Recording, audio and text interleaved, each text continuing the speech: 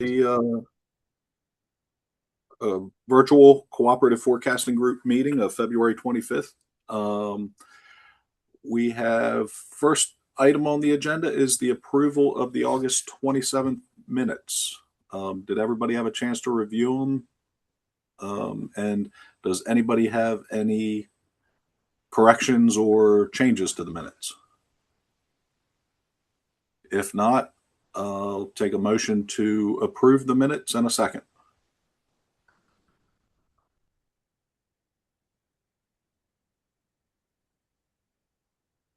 I'll approve. All right. And do we have somebody who would like to second the motion? I'll second it. It's Jamie All right, Williams. Jamie, thank you very much. We have a motion and a second to approve the minutes. All in favor, say aye. Aye. Aye. Aye. All opposed, say nay. All right, the ayes have it, and the minutes are approved.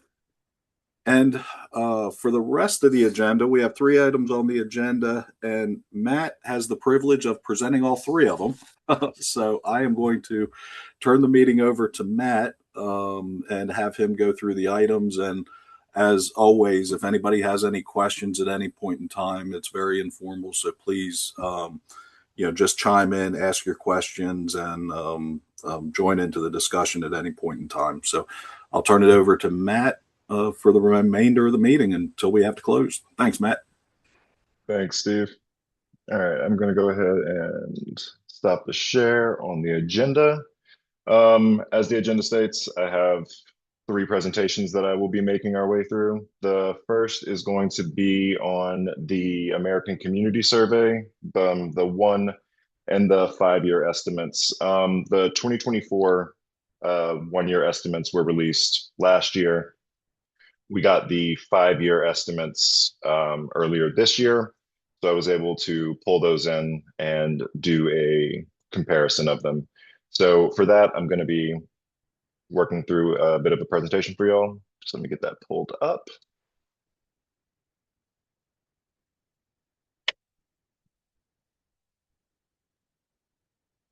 Okay, everybody should be able to see my presentation screen. If not, just shout out at me and let me know, or drop it in the chat.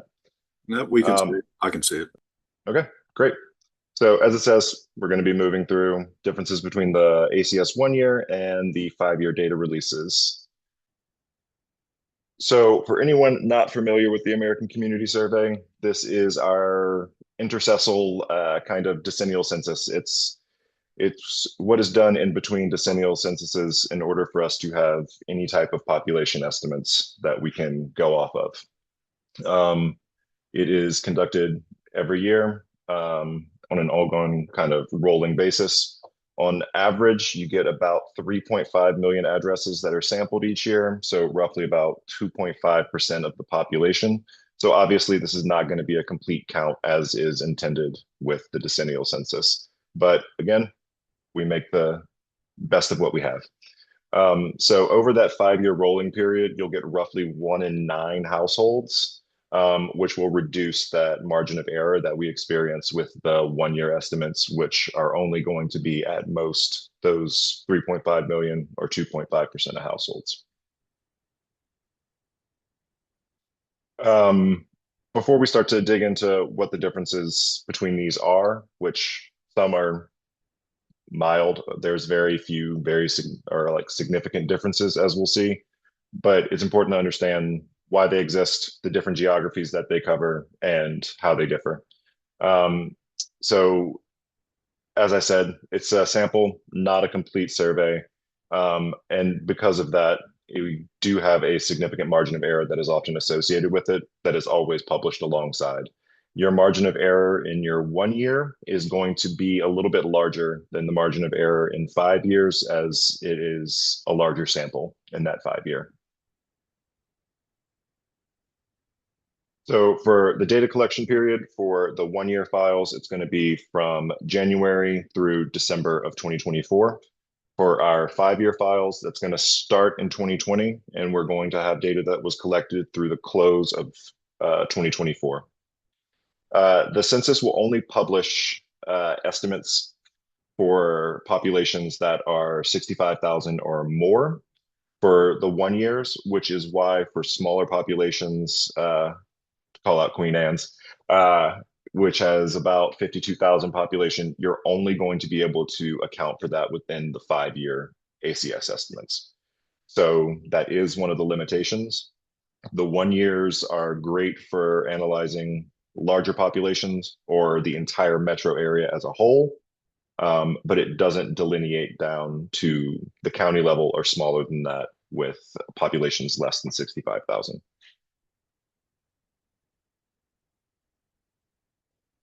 One of the common misconceptions is that it is simply an average of the 1-year estimates into the 5-year. That is not how it's done, just for everyone to know. It's data for all 5 years that are pulled together. It is reweighted and then processed as a single data set so that we can take advantage of those larger population samples. So again, that's going to account for about 1 in 9 households in that 5-year, as opposed to about 2.5% in the 1 year. So that 5-year can account for changes that are happening across that overall period that the 1-year estimates might be missing.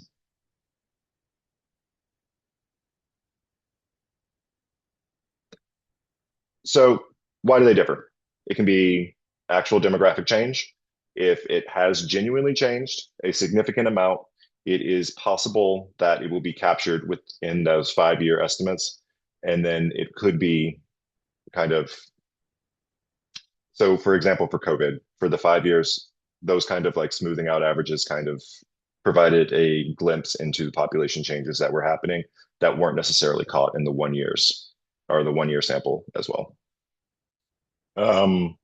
Both estimates are based on samples. So again, they're not complete counts, and the sample will vary over time. It is pretty much built into the ACS to where addresses are not sampled the same time throughout the process. So we are moving to different households, and with that, you can have a different concentration of the households that are sampled within it. You can have a higher concentration based on age, race, location, etc.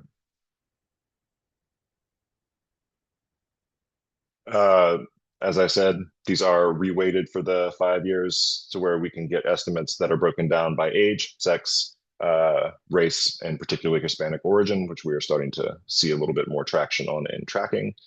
As I said before, we have different demographic patterns and groups that may be responding to this. So these changes in these patterns will sometimes lead to those different updates.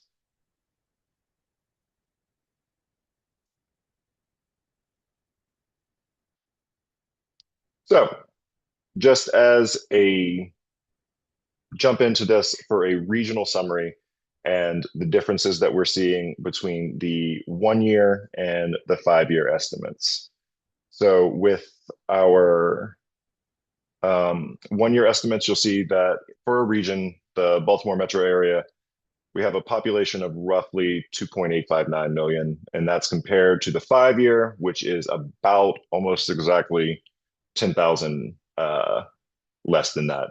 So we're seeing that the 1-year is showing a population that is about 9,500 more than what we are experiencing in the 5 years. A lot of these differences are going to be concentrated within the older age groups, and some within the younger age groups or our under 18s, but the majority is going to be captured in our older age groups. So you'll see that within the 1-year, the 75 to 84 population shows that largest increase, showing almost 19,000 more within that age group than was captured in the 5-year. So again, this can be with sampling, this can be with different demographics that were included, or this can be indicative of the aging population that we are experiencing and pretty much expect to continue to see.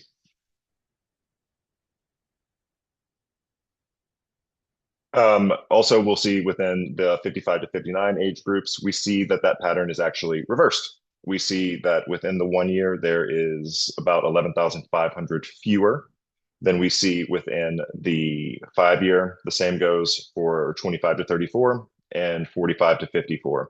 So we are capturing or seeing a bit of a reduction in the overall workforce population in that 1 year when compared to the 5 year.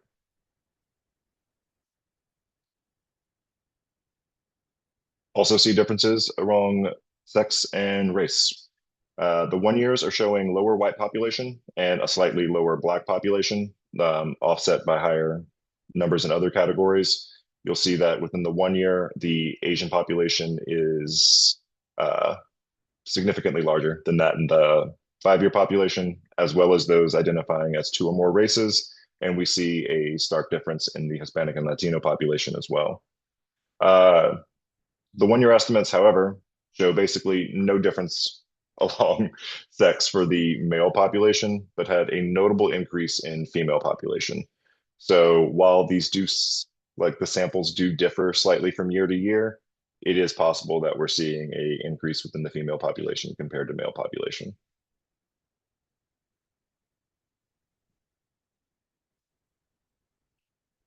So overall, the main points that we're going to see is that aging is universal across all jurisdictions and all estimates. It's while the 1 and 5 year estimates may show differences in the size of those populations, the overall share of the total population for those groups is not drastically changed.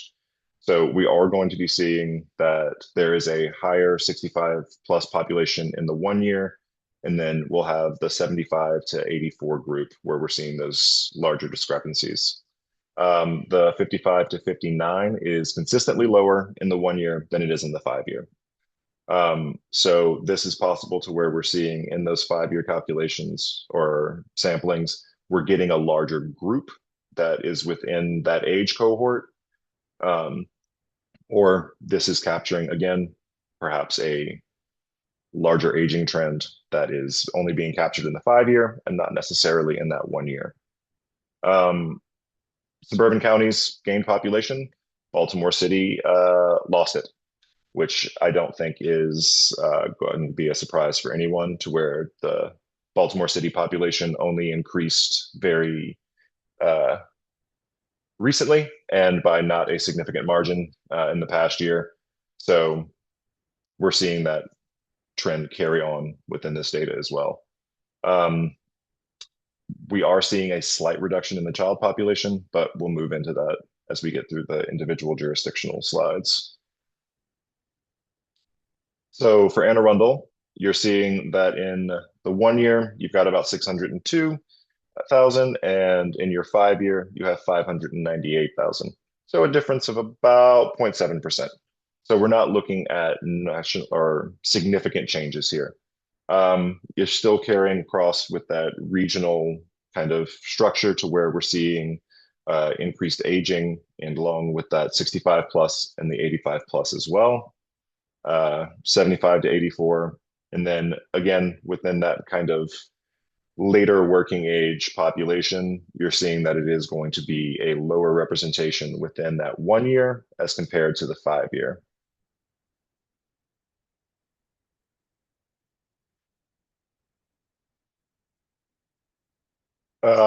Child population was slightly lower, with losses concentrated in the under 5. So this could just be different reportings on birth and fertility, and sometimes within those 1 year and in the 5 year, we're getting a different sampling to where those populations may be reporting increased fertility or reduced. Anne Arundel is showing a slight decrease in between within the white population, but notably higher in the black population. So the 1 year is possibly overestimating and underestimating those racial curves, to where we'll see changes in population kind of share. Not necessarily saying that this is something that we need to highlight. It's just something to call out, to where you can notice that these trends are kind of universal across the board. Again, we're seeing an increase in Hispanic and Latino population that is going to be carried across to where the 1 year will normally have a larger representation than the 5 year does.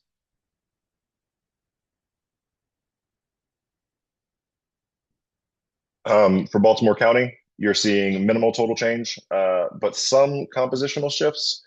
So we've got the 55 to 59 will be down about 12%. That's the largest gap in a cohort kind of structure in between these estimates across the region. You'll see that the white population was significantly lower whenever we get to that on the next slide. But you'll see Baltimore County is showing that kind of large discrepancy here in the 55 to 59, as we've been seeing in other counties as well, between that 1 year and 5 year. Again, within the working age and child population, you're starting to see a few shifts there. The 35 to 44, sorry, is going to be a little bit notably higher in the 1 years than it is within the 5. Showing that white population is significantly lower within that 1 year. So this could be, again, a trend that we are seeing to where it is becoming a lower share of the white population within the metro as a whole. So this could be a more direct representation of that, or it could be, again, with sampling and changes in who is included in the 5 year versus the 1 year.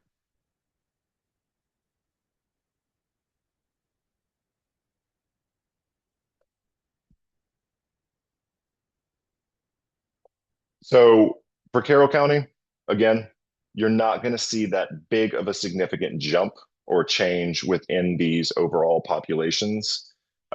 We've got 177 in the 1 year and 175 in the 5 year. So we're not seeing that much change in that, which is indicating that that population is remaining relatively stable, or the counts that we're getting are going to be kind of representing those same overall trends. This is one of the only jurisdictions that is going to be showing an increase in the under 5 population, where most across the 1 and 5 years, you'll see that the 1 year will have that kind of lower representation of it. So it's, again, possible that Carroll is kind of holding steady with fertility trends, migration, and kind of natural increase, to where that population is going to remain relatively stable across these kind of survey periods. Again, 55 to 59 is following that regional pattern to where we're seeing lower representations within the 1 year as comprised in the 5 year. So for those type of age groups, if you're looking particularly at working age population, the 5 year is normally going to be your better bet, because again, it will have that lower margin of error and higher sampling. And then you might be able to kind of overlook these kind of changes or differences in between the individual 1 year files. Again, showing an increase in Black population and a decrease in white. And Carroll is the only one that actually showed a decrease in the 2 or more races population between the 5 years, but by 479 individuals, it's not very significant, just something to call out.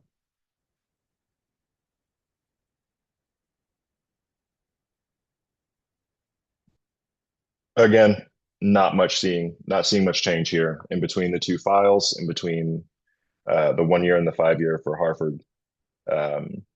You see a population change of about 1,700 in between those 2. So again, not a significant change that we need to take note of in between those 2 files that would kind of give cause for concern, or maybe have us rethink kind of population change there. The 65 population is higher within the 1 year, as well as the 75 to 84. So I think that the key for this is going to just be to highlight that within those 1 years, you're going to be seeing, at least for the Baltimore area, a kind of consistent overrepresentation of the elder population as compared to the youth and working age population. That's seen here in that 20 to 24. You'll see that the 1 year has it significantly lower, about 11%, while the 25 to 34 was up, and that's carried again in 35 to 44 as well. So 5 year is having, I think, a more kind of direct representation of the working age population.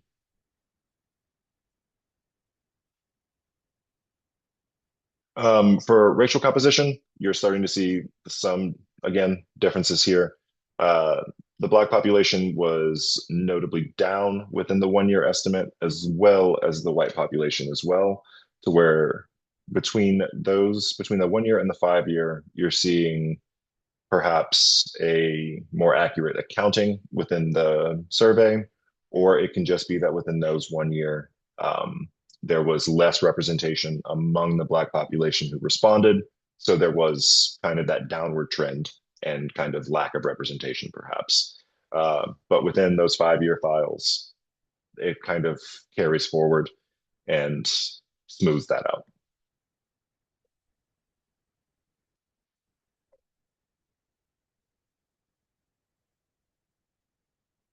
For Howard, again, you're not going to be seeing kind of drastic shifts in between these overall population representations between the two surveys. You do see that within the 1 year, again, we have that higher representation of the elder population for 65 plus, particularly within that 75 to 84. However, Howard did show that there was a decrease in between the 85 plus population. That again could have been to over sampling in the 5 year and reduced sampling in the 1 year.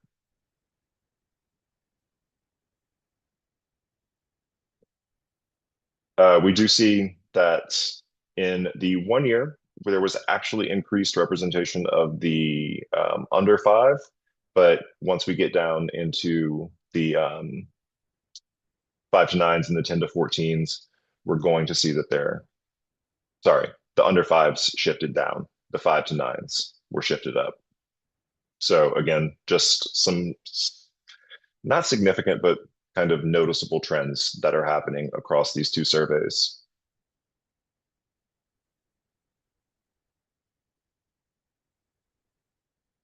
For Queen Anne's, we don't have a 1 year estimate. So there really isn't any way to compare those two. The only way to compare them is to compare 5 year estimates or individual forecasts as we calculate. So with the population of about 51,825, we're not going to be at that 65,000 population threshold.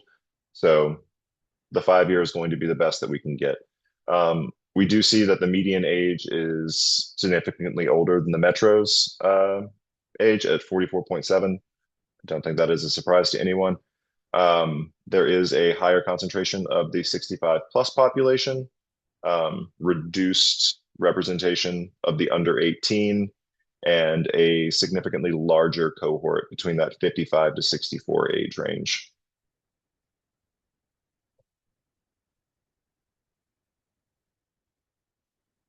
So Baltimore City, a notable outlier. The only jurisdiction where the 1 year shows lower population than the 5 year. So what we could be seeing is that the city is still showing the aging patterns seen elsewhere, but perhaps that the sampling that was conducted in the 1 year was not as perhaps widespread as done in others, or perhaps within that 5 year, there was overall smoothing that perhaps captured larger shares of migration, leading to that increase in the population, the count of the population, I should say. We're going to see, again, aging populations. You're going to see the 75 to 84 age group showing a very large increase in between that 1 year and 5 year representations. The 85 plus was actually down 21%. And then again, I think that within the 5 years, we are capturing a better representation of the aged or elder population within the region. Again, population discrepancies between the 1 and the 5 year are going to be concentrated into that working age population. So that is just something that we need to take into account whenever we're looking at the American Community Survey for any type of data that we're using or sharing. The only difference that we're going to see within that working age group is the 35 to 44, to where you'll actually see that it is an increase within the working age adult group within the 1 year compared to the 5 year. But I do think that that is smoothed out within those, perhaps that 25 to 30 and then that 45 to 49, to where we could be seeing that those numbers are getting kind of accounted for there. As with other areas, the Hispanic and Latino population was significantly higher in the 1 year. So this could be, again, sampling, or perhaps just carrying on a trend that is perhaps not being captured in that 5 year due to the overall weighting that is applied to it. So key takeaways. The 1 year estimates are consistently showing the higher elderly populations, particularly within that 75 to 84 age group. So we could be actually experiencing rapid aging, which I don't think is necessarily on trend. The population is aging. It is a consistent aging, but I don't think that we are hitting those large pockets of rapid aging that is being shown here. I think it's more in those methodological differences. So the working age gaps, you'll have that 55 to 59 age cohort that is going to be lower in the 1 year across most jurisdictions, with Baltimore County showing about 11.9. So that could warrant kind of attention for labor force projections as we start to look at these surveys going forward. The 1 year is showing lower white population and higher diversity. So I think that what this is showing is that we're actually seeing better representation of the racial composition within the 5 years, as opposed to what we're seeing in the 1 year. The overall population loss that we saw for the city in the 1 year was concentrated in the working age adults and Black population.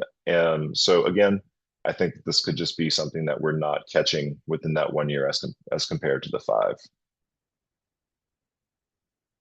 And as we've been showing, most jurisdictions are showing some decline in the under 18 populations in that 1 year, with Carroll being the increase shown in the 5 year population. And the female population being higher across all the suburban districts, but a little bit lower in Baltimore City.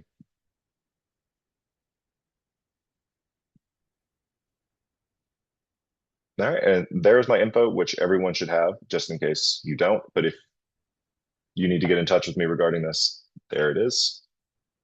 And I can take questions on that now while I start to pull up my next presentation.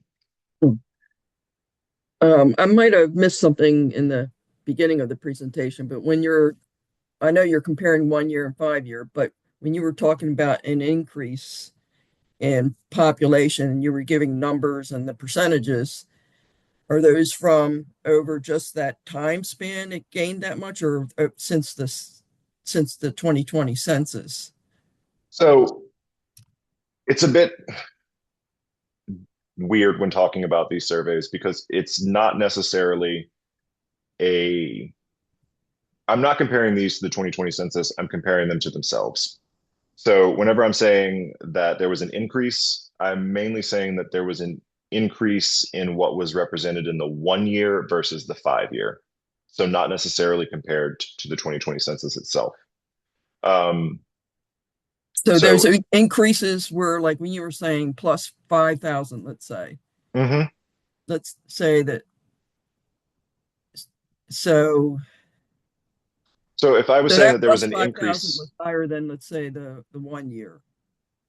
The So when you're 1 year saying would these have been 5 years. populations, under 5 is increasing, Mm-hmm. is that the overall population is increasing, or it's just increasing compared?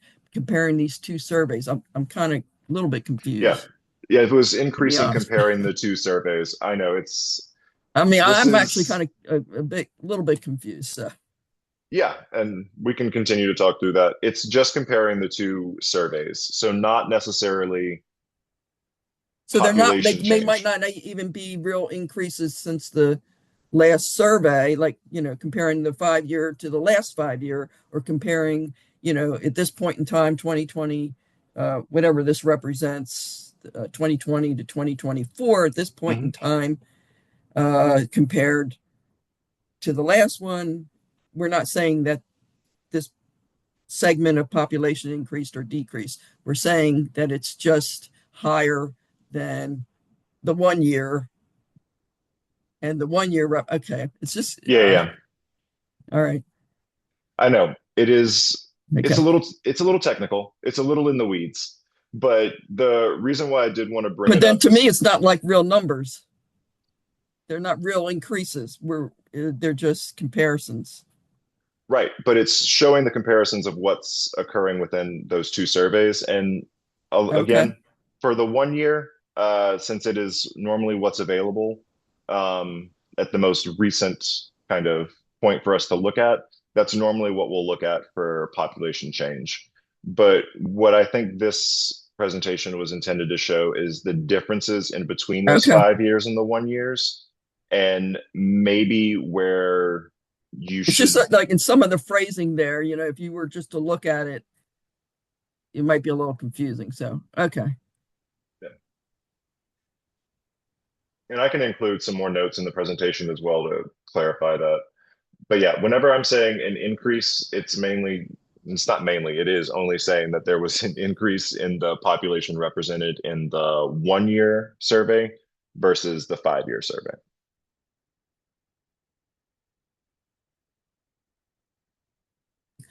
So it was basically just higher when you're using the word increase. It's just higher than the Yes, comparison. Okay. that's actually much better phrasing. I should have used Okay, that.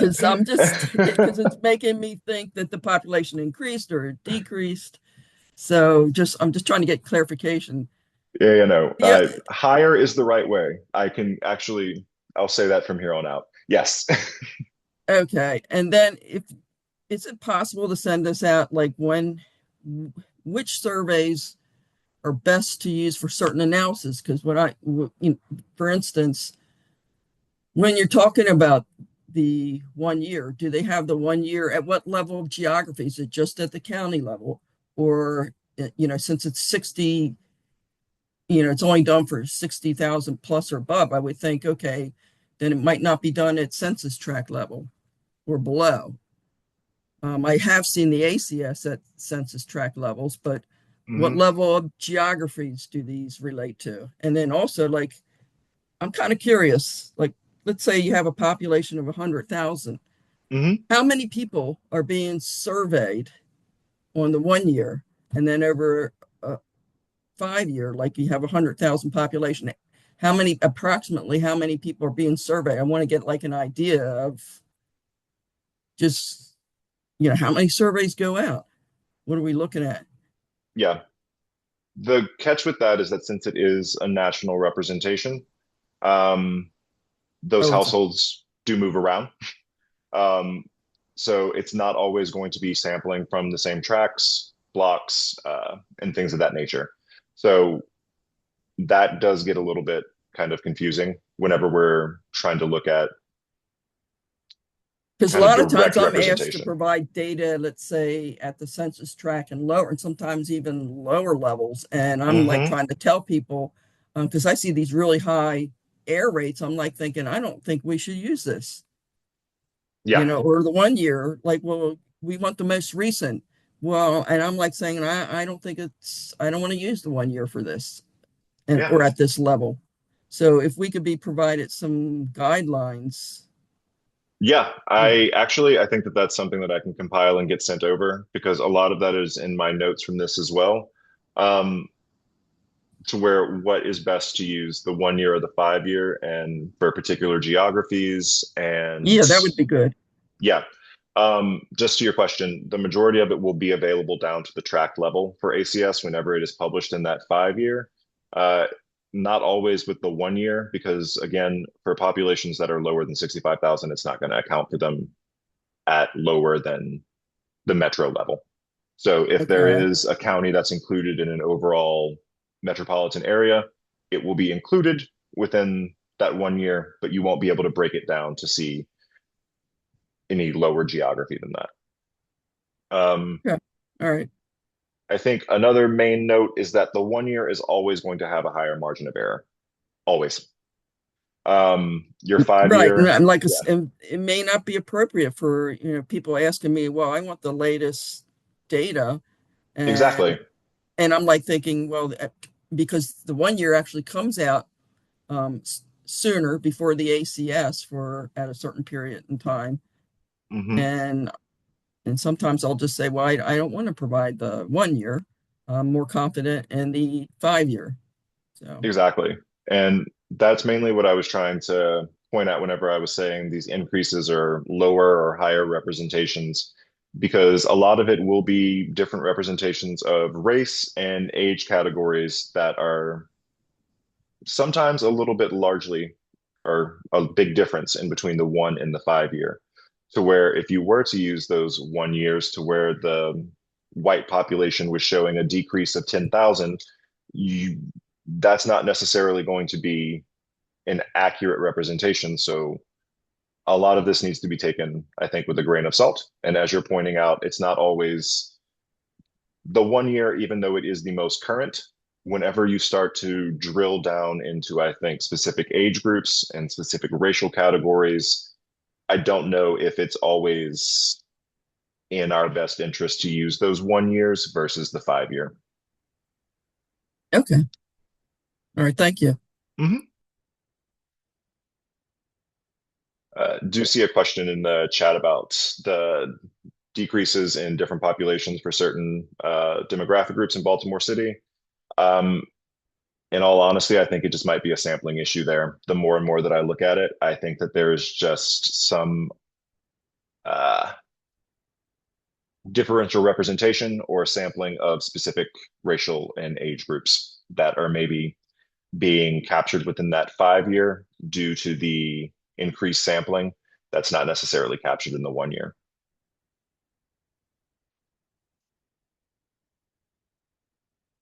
Do we have any other questions about the ACS here?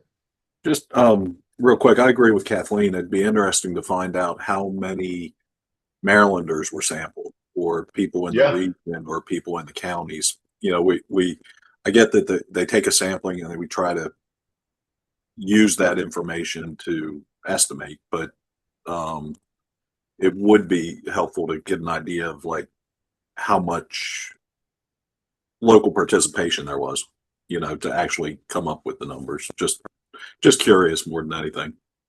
yeah, absolutely. And I had mentioned at the start of the meeting, I was going to mention this at the close, but I can mention this now because it's pertinent. I do plan to have at the April 22nd meeting, there will be a representative from the census who will be giving a update on their methodological changes for population estimates going forward. And I could see if they could present on that as well, just to indicate general sampling practices as well.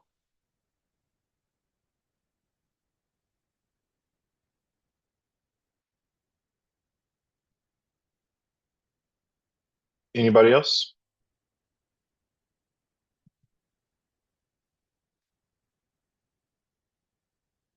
Okay. Well, thanks everyone. I will definitely try and put together something over the next week that will kind of give a better understanding of what I'm discussing whenever I talk about the differences between the 1 and the 5 year, and try and provide some general guidance for what would be best to use versus those 1 and 5 year estimates as well. All right. Give me 1 second, and I'm going to pull up the presentation for the state of the region so we can start going through that.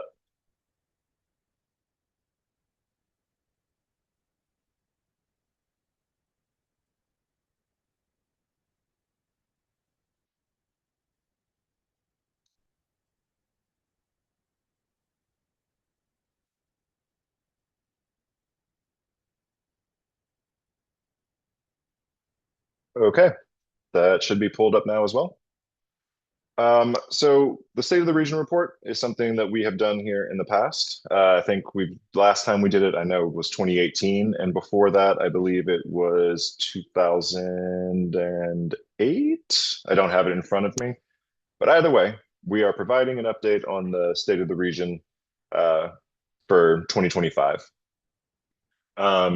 A lot of this data that we are going to be referencing will be from 2024, as it is the most recent available. But those trends, we're not seeing significant jumps in that. So I think that we're having pretty representational data by only including 2024, as it's also the best and only that we have. So for the State of the Region, we are going to be comparing Baltimore, the metropolitan area, against 20 of our peer metros based on demographic, economic, and different quality of life indicators. I am not going to go through the full variable list here. It's roughly about 83 different variables that I believe that we're going to be trying to include in this report.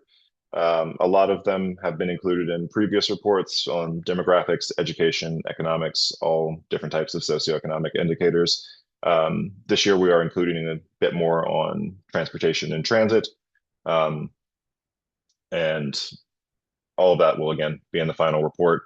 And we can discuss that as it all comes out. But this is meant to just be a kind of general introduction to what will be included in the report and trying to get a little feedback on different areas where you might want to see a little bit more information. So in the past, we had done a representation of different groups or different cities. This is the list of peer metros that we are moving forward with for this report here. You'll see pretty clustered representation within certain areas. It's actually easiest to look at on the map here.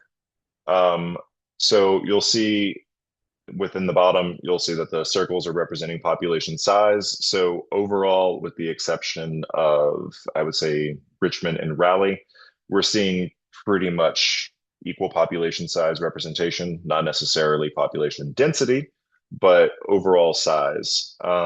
You'll see that we do have a bit of a concentration there across the Rust Belt as well, with a few out in the Mountain West. So we've got Vegas and Denver as well. And then other peers will be across the kind of Sun Belt as well.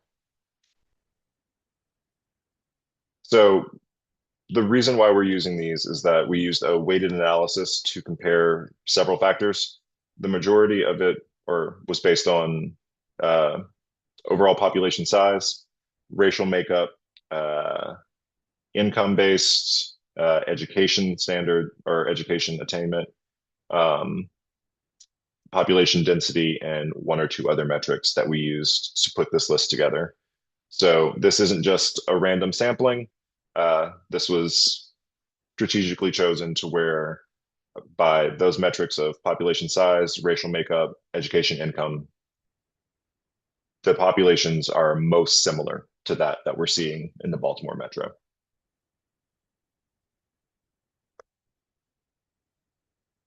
So some key takeaways just to get started with is that we have pretty much top tier income performance.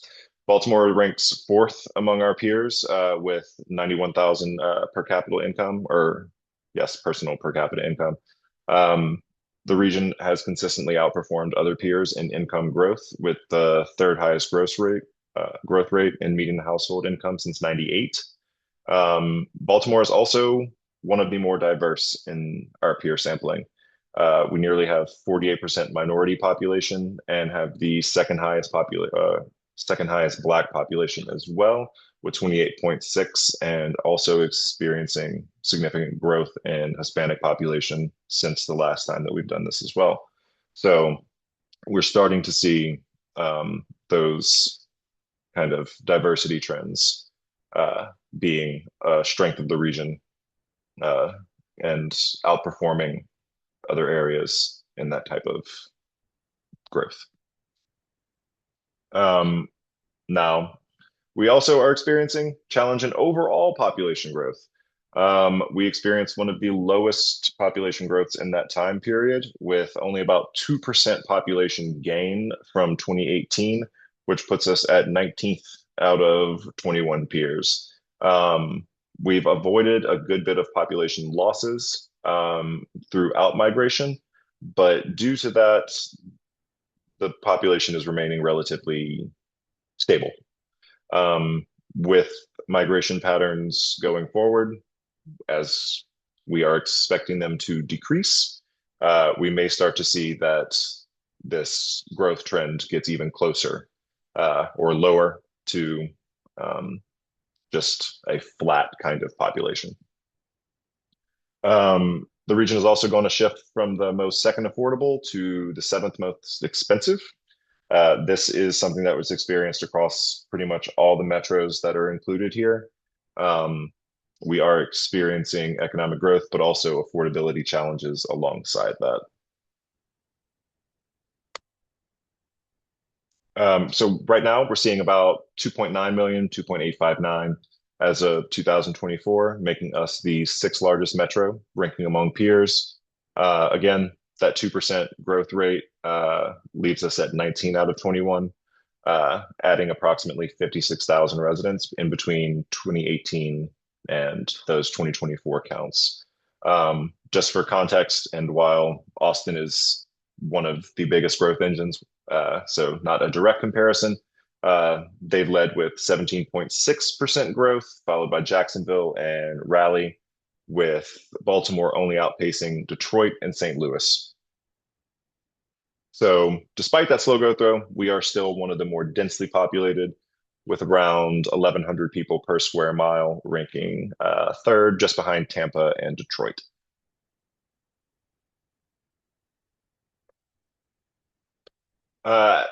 As we've been seeing within the ACS and within these results as well, the region is becoming more increasingly majority minority.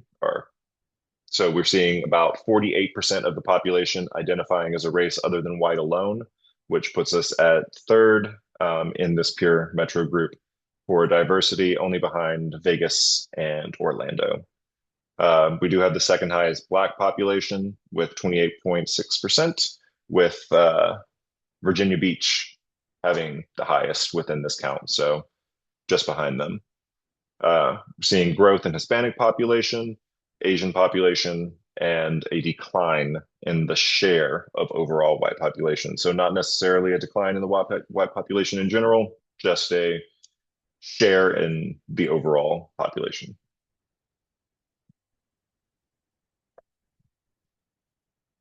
As a surprise to no one, so after talking about increased aging, the median age has increased. We're up to 39.5 years for the median age, up from 38.5 in 2018. This does obviously make us a little younger than retirement destinations and more aging kind of rust belts, but obviously older than kind of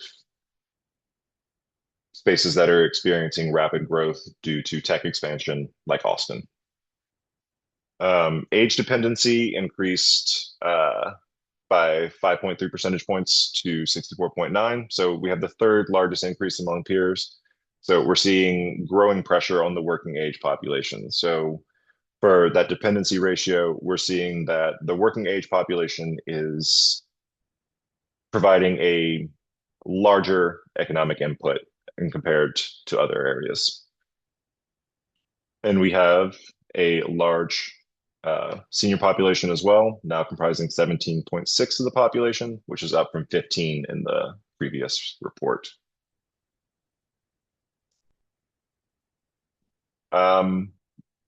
Pretty strong GDP is what we're seeing. Fourth largest among peers, about 213 billion in 2023. GDP growth 6.6 is relatively slow, but at the same time, it's showing kind of consistency across that board as well. We have the sixth largest ranking office market among our peers, and relatively kind of middle of the pack vacancy rates in that area as well. For startup densities, so this is going to be startup businesses. We have 75.9 firms per thousand employees, so around 17th. But nationally, still within that top third.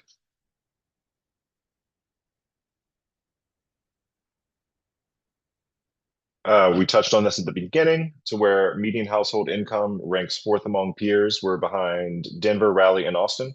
So I would say pretty significant kind of growth there.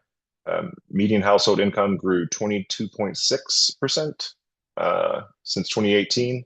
So again, that is pretty significant growth, and we're seeing that representation among these peer groups, with us being at fourth place there. So 19.6% of households earn 200,000 plus, which puts us at, again, fourth in that category. Overall poverty rate, we're hanging out at fourth there as well, with 9.2%. So we're behind Minneapolis, Denver, and Raleigh, with those being lower. Mid-pack among child and senior poverty, again, with that age and dependency rate, that's kind of what we would expect there, to where we're seeing that there is increased levels of child and senior poverty. SNAP enrollment, about 10.8%, and we rank relatively high, so fourth best for strong coverage in healthcare, so only about 5.2% reporting being uninsured.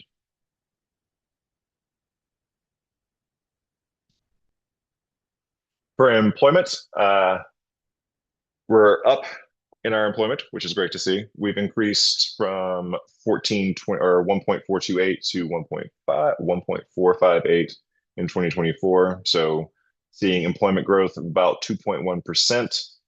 While that is decent growth, it still keeps us about 17th. So we're ranked behind our peers there.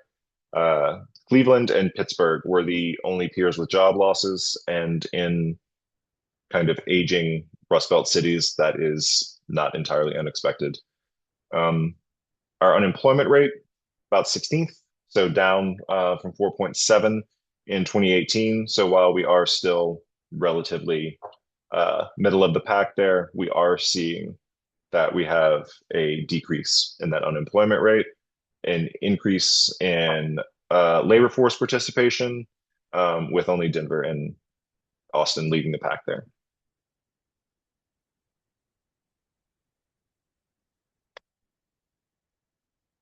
For our employment industry composition, our education and health services are the second highest amongst peers. Pittsburgh is the only one that leads us there.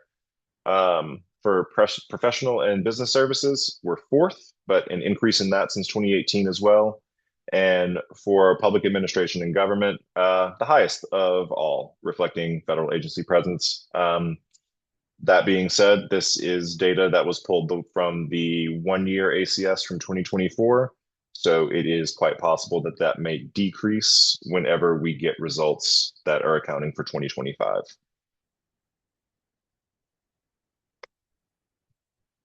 For manufacturing, we're ranking 19th, with one of the lowest shares, behind only Vegas and Orlando. Finance and real estate, we're ranking last, with Charlotte leading at 11.3%, where we are at 6th.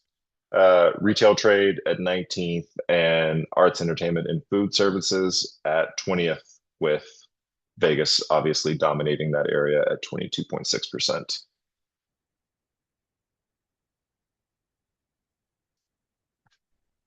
So moving on to some quality of life indicators. So 45.3% of adults hold a bachelor's degree or higher, which puts us at fifth amongst all of our peers, and that's up from 41.2% in 2018. So we're seeing an increased share of the population that is going to have a bachelor's degree or higher. So increased kind of representation of those who have higher educational attainment.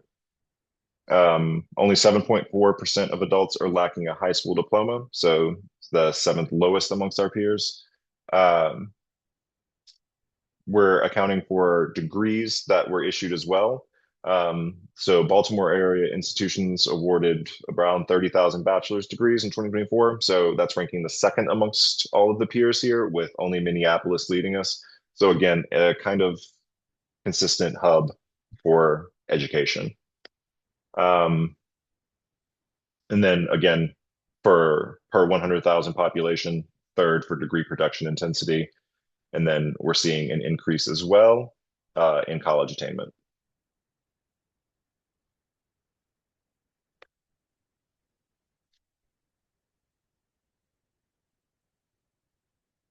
Um, the cost of living index that we're using here shows that we are the third most expensive amongst our peers, with median home value of around 403,000. That's around seventh, and that is up 30.6% from 2018. So we are seeing those drastic increases in overall housing costs and in the market. Home ownership rate held steady at 66.7%, which puts us pretty mid-pack, 10th amongst our peers. And another indicator that we'll be including is access to broadband, so about 94%, which is 12th. And gender pay gap, interestingly, 13.2% is the smallest among all of our 21 peers. Just interesting to include there, since we do have all of those figures. For transportation and transit, we have the #1 transit ridership per capita, ranking first ahead of Vegas and Pittsburgh. We have a pretty significant walk score, with that being 64. So our walkability score, we are the third there, behind Minneapolis and St. Louis. Total transit ridership is first. So obviously leading the pack there in ridership per capita and use of our system. And with workers who commute by transit, we are also ranking first there at 3.5%, only behind, or with Pittsburgh being our closest at 3.4%, trailing behind us.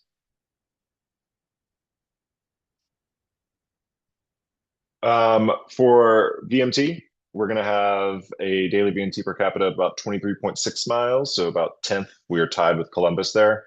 It's kind of mid-pack amongst our peers. So again, kind of reflecting those changes in kind of remote work trends as well. For Guideway, that's something that we're tracking in this report as well. We're ranking 6th amongst peers there. So again, leading in the top 10 or of that group, doing pretty well. Average passenger trip length, pretty standard there. And 10.6% of households have 0 vehicles, which puts us at the top, ranking first within our peer groups. So overall, increased transit usage and very high ranking on households who don't have a car at all, which again is likely driving that increased use of transit.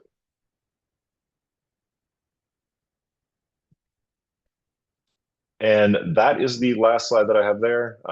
Again, there will be more that we'll be presenting in the overall report.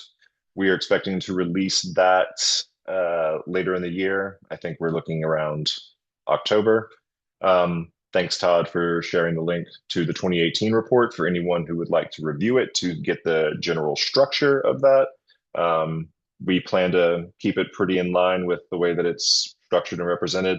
And we are hoping to have a online accessible version of that as well, just for ease of access. All right. If anybody has any questions, I can take those now.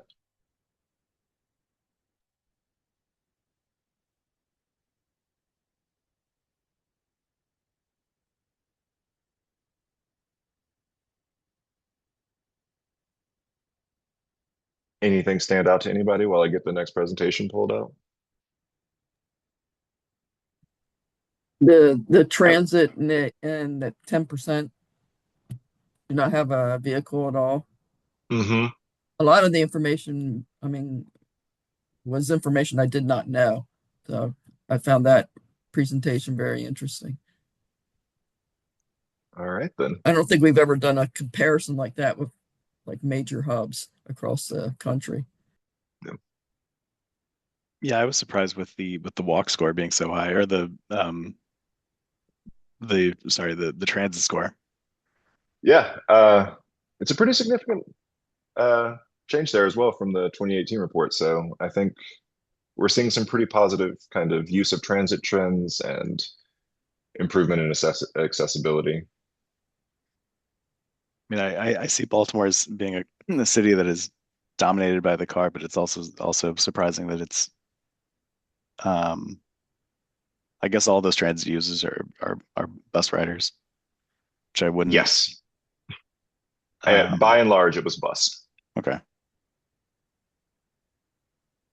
So, but New York wasn't included in the comparison because No, when I think of transit and subway, and I think of New York.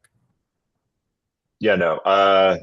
We were not able to include New York. A lot of the larger cities, while they would have necessarily been closer to us, or while they might have matched with our share of kind of racial and ethnic representation, the population size difference was way too significant to be able to compare.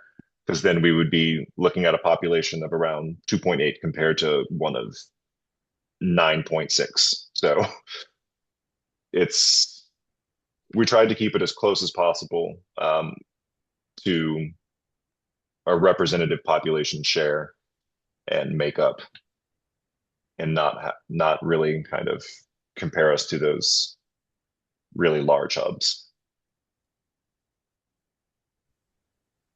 What would you say was our closest peer city? Like the most similar across the board, or That I would peer have to region go, rather. yeah, I would have to go into the full stats for it, but from what I've been seeing, just as a general overlook, a lot of the areas within Ohio have been somewhat trending along with Baltimore, uh, particularly with Pittsburgh along certain metrics, particularly along transit, but not necessarily in population change as they are aging more rapidly. Um, but all of that will definitely be in the final kind of report. Okay, thank you. Yeah. All right.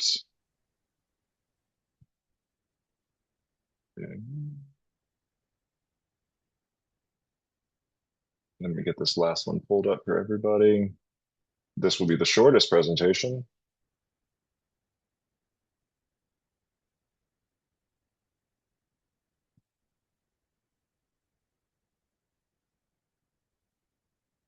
Okay. Can everybody see that one? Forecast update. Yes. All righty. So as everyone uh, is aware, should be aware, has heard from me on, we are currently in the process of updating our forecast for round 10A. So this is just a general update on that, and kind of a timeline on our end for how we'll be moving forward. We have received the majority of jurisdiction submissions. So moving forward into that forecast review phase, as we've outlined in the schedule before, I've included it at the end here, so we'll be able to reference that. We are planning to review approximately through the end of May, with being able to finalize things across the summer. So we'll be doing model inputs for our travel demand process there. So it's mainly just trying to keep on track to stick to those timelines, and be able to have all of our projections and our models built for everyone else here on staff that is going to be using them. So the review process from pretty much now through end of May will be going through the jurisdiction submissions and comparing round 10A to the previously adopted round 10, just to see consistency and notable changes along there. So what I'm going to be doing is flagging areas where we have statistically significant differences between the two rounds. So population, housing, employment, just to see where these changes are coming from and perhaps where information on our end isn't matching what you're seeing, or population shifts or employment trends that you are aware of that we aren't necessarily tracking as well. So again, round 10, we adopted this in 2022. So from any deviations in 10A, rather they be higher, lower, it's not necessarily a problem, but it is something that I may be flagging and sending you an email about, just for, hey, this particular TAZ, we're seeing an increase of about 300 people. Is there a reason behind that, et cetera? It's not to push any type of particular number. I'm definitely not trying to set what your forecasts are going to be. It's just making sure that we are kind of tracking those same trends and being able to necessarily defend any large shifts that we're seeing between round 10A and round 10. So after I complete these reviews, I'll be sending emails out, maybe kind of a general memo, just setting up meetings to discuss this. We could perhaps adjust submissions, but again, that's not a general expectation. If we go through this and there's no need for changes, that's great. If we do want to kind of make tweaks here and there, this is the time where we're going to be doing that. So again, this isn't me coming in and saying, this is wrong, this needs to be changed. If you do hear from me, it's mainly just that I have a question and that I just need clarification on why this area might be changing and what I'm missing. So with that review window closing around the end of May, if you have not been able to get your submissions into me, it's still time for that. I'll be doing reviews on a rolling basis. So as they come in, I'll start to work through them. It just is important that we do try and stay on that timeline to get all this done by summer. And with that, this is kind of our working timeline that we're going with here. So you'll see the review and forecast developments. So again, by end of May, kind of getting that by summer, with submittal and scoring going forward after that.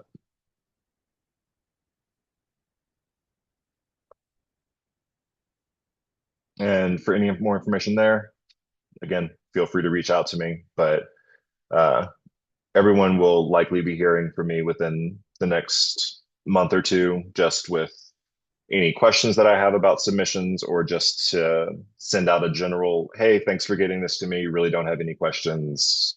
We can finalize this. But other than that, that is the pretty much only update I have on the forecast. I will provide updates as we go along. And again, like I just said, I'll be reaching out to jurisdictions individually with any questions or kind of updates that I may have.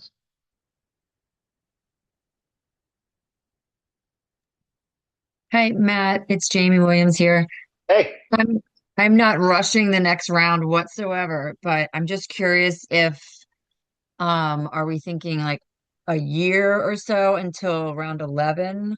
We would like to put in place a different methodology, and I'm just curious of what timeline we might need to stick to. And if that you I don't don't, know, that's fine, because that'll yeah, give us I a lot more don't think time. that we have any plans set for moving Okay. forward with round 11 right now, or any kind Okay. of tentative date to provide for that. Right now, Okay. I think we're just focused on 10A. Sure. But yeah, obviously, whenever that comes up, I will let you know. But for those methodological changes, we can get that worked in. Cool.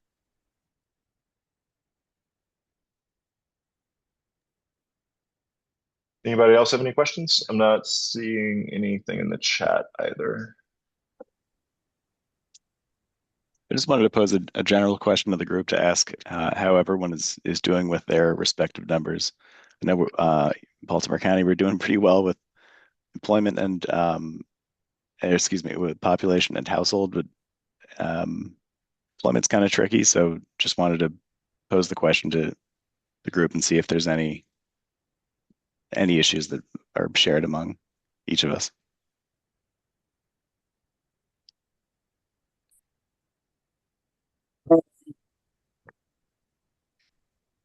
With regard to employment, because on the last round, I came in kind of midway taking over for someone. In this round, I just noticed there were a lot of issues. So they're actually the employment it started out lower. I mean, with a loss because of corrections. But fortunately, then I found that there were a couple major employers that uh, were missed, and so I was able to boost back up a little bit.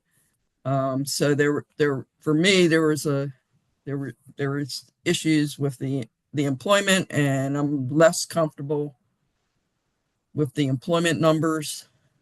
The other thing with the regular population numbers and households, um, I actually put the biggest bubble from 2020 to 2025 because I needed to keep pace, because I do feel, I mean, our method of doing the monthly updates is based on the UNO permit data.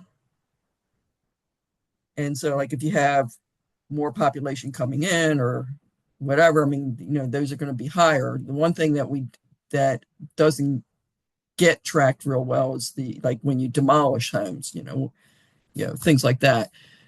But so I put the biggest bubble there because I wanted to keep pace with what I've already sent out, like on monthly data and also on the PEP estimates. But I knew that we have definitely we've had recent slowdown in growth, and so so the smallest amount of growth is like between 2025 and 2030 to account for the significant decrease that we're currently having.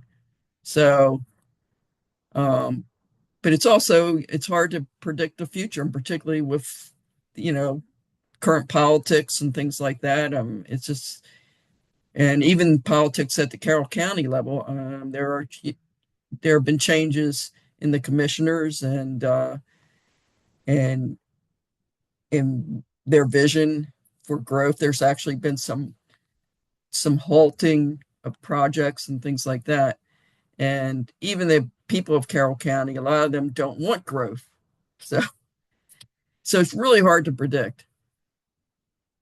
Um, so that's kind of so I had to do a lot of hemming and hawing and things like that. And I'm still not totally comfortable because then I found out recently a project that would have increased the population um, in Tawnytown. They've now put a halt to it because it's dependent on the construction of a bypass, and that there's been an obstacle in the way with that. You know, some land that they thought they were going to be able to utilize, they can't. So then that project is now on hold, and I've already sent in the numbers. I'm like, oh, should I go and should I go and knock those down, or it's just because I did use our projects in process, but that doesn't mean um, projects will happen. So, because they can get knocked down in the future or halted, or we have another project that's dependent on the uh, improvements to either sewer or wastewater treatment plant or replacement. So you have all those factors. So I find the forecasts not easy to do, and it's a little bit based on science, a little bit based on science statistics. Some of it's intuition, your experience, and then a lot of it is just like a crystal ball. So I guess it's a science and an art and a little bit of, like I said, a crystal ball. So.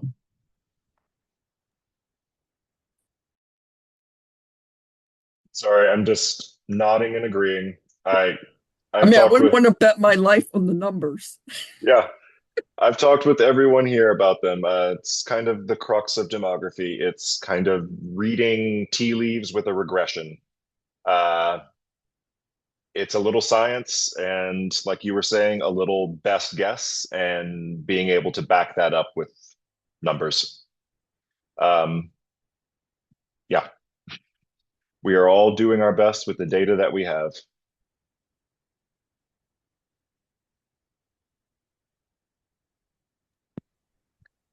Matt, you may have answered this already.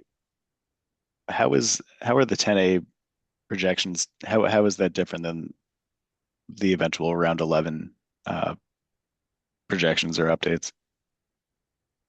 I would expect that the next major round, when that were to occur, would likely use a new baseline, to where we're still maintaining that 2020 baseline.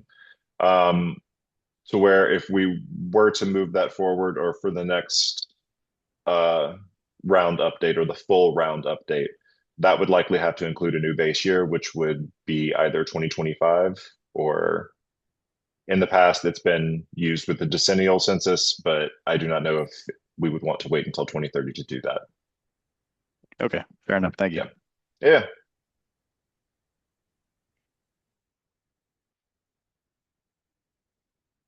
Do we have any other questions on forecasts?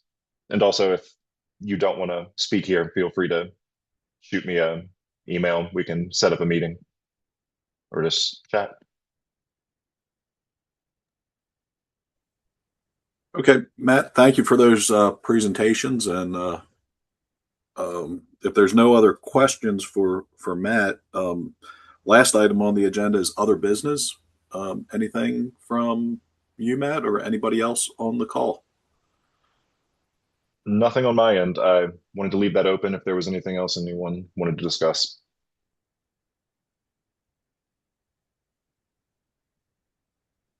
Going once? Okay. Uh, hearing nothing, we can adjourn the meeting, and the next meeting will be April 22nd. Yes. So we will gather then, and that's a virtual meeting. Yes, that is planned for a virtual meeting, and we will have a presentation from the Census Bureau and potentially another uh, outside presenter as well. Excellent. Well, thank you to everybody for attending, and we will gather again in April. All right. All right. Bye-bye. Thank Great. you. Thanks, everyone. Take care, everyone. Take Thank care. you. Thank you.